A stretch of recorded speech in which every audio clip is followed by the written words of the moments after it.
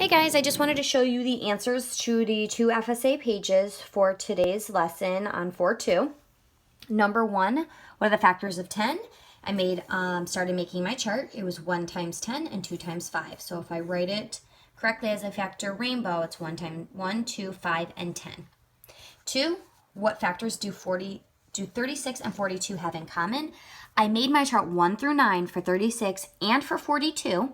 I found all the factors of each and I circled the ones that I saw in both lists. So they shared a factor of 2, they share a factor of 3, and they share a factor of 6. So look closely, those are your factors. 3, 16 is composite because you also have 2 times 8. So I know right away there's more than 2 factors. 13 is prime. There are only 2 factors, 1 and 13. 12 is composite. I know because I also can do 2 times 6. So there's more than 2 factors. 9 is composite, not prime, because you can also do 3 times 3. So there's more than 2 factors. There's actually 3 factors, 1, 3, and 9. And 7 is prime. There's only 2 factors, 1 times 7. 4, here are your next numbers in the pattern, 5, 8, 11, 14. 5, to explain that, I said you are adding the shape's number to the previous number of squares. So this is shape number 2. I add it to the previous number of squares, 1, and I got that amount of squares, 3.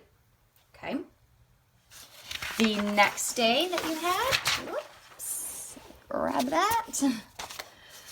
The next day that you had was day 26, number 1, find the product. Product meant to multiply.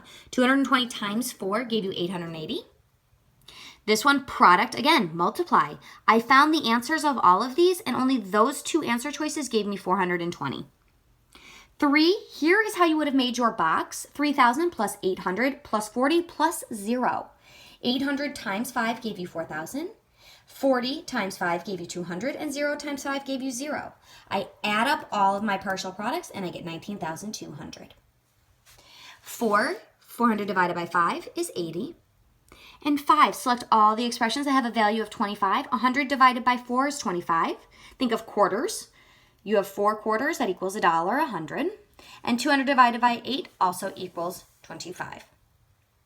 Okay, if you have any other questions, please let me know.